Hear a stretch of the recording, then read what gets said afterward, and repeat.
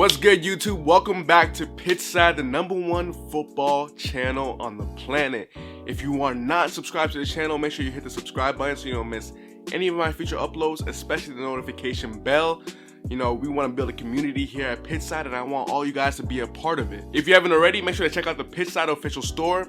Thank you guys so much for your support that you're showing to Pitchside. We saw a bunch of cool accessories on our store, and I'm sure there's something out there that you can find for yourself. Now, today's a good day because the greatest player of all time, the GOAT, Cristiano Ronaldo, made his return to football, and let's just say he made an impact as soon as he stepped onto the pitch. Now, in recent games, Juventus have been struggling without Ronaldo, which is very understandable because it's hard to compensate when you don't have the GOAT alongside you on the pitch. Ronaldo was substituted into the game in the second half, and in less than 3 minutes, he scored his first goal in over 3 weeks. And it was actually a pretty good goal. You know, there was good build-up play in the midfield, and then Morata played Ronaldo in, and then he went around the goalkeeper and put it into the back of the net. Now, this was a really good goal for someone who's been labeled a tap-in merchant. Now, of course, he did score a second goal in the match when Juventus got a penalty, and he put it away in fashionable style with a Panenka, which is something you don't really see Ronaldo doing a lot in his career. Now, as lackluster as Juventus were to watch in the last couple of games, it's all forgiven because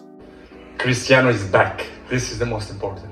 Now, of course, Ronaldo still is not match fit, and Juventus do have a Champions League game on Wednesday, so we don't exactly know if Pirlo will start Ronaldo, but he got 34 minutes of action today, so I think Pirlo might play him for a full half next game, or even 60 minutes. Now, with his goals today, Ronaldo set out another personal record. His 2 goals today meant that he has scored against every current Serie A side that he has faced, which is an impressive achievement because he's also done the same in La Liga. Now, what are my takeaways from this game? Well, my first takeaway, like many people, I think I underrated Morata and what he could bring to this Juventus side. In Ronaldo's absence, Morata has scored 4 goals and provided 2 assists. Today, he actually had a really good performance. He held up the ball really well, which is something that I've kind of always criticized Morata for. And of course, he did get on the score sheet, which was an easy goal, but overall, he had a good performance, and he's been playing well for this Juventus side. My second takeaway from the Juventus game is that I really don't know where Dybala fits into this team. In the last couple of games, Dybala hasn't been playing well, and we all know he came back from injury, so we can kind of give him a pass for his recent performances.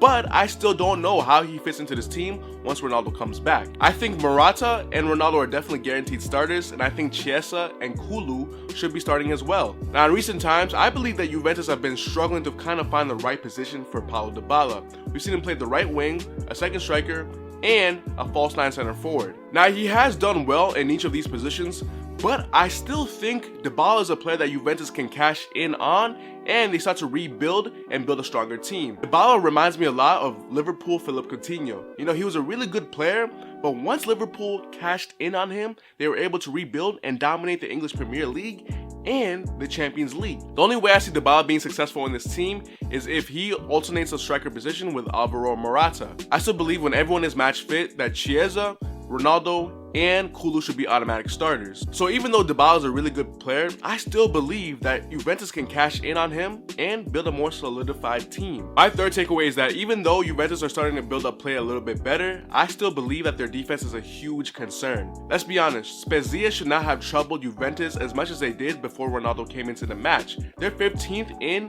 the Serie A table. I still think that this Juventus team lets their opponent create too many chances. Now, we're still early in Pirlo's managerial career, so we have to give him time to kind of build a solidified defense, but as of right now, I still believe that this Juventus side is letting their opponent create too many chances, and one day, a good side is going to capitalize. Anyways, I'm happy that the GOAT is back, and those are my takeaways from the Juventus match. If you like the video, make sure to hit the thumbs up, make sure to subscribe, and hit the notification bell so you don't miss any of my future uploads. Until next time, peace!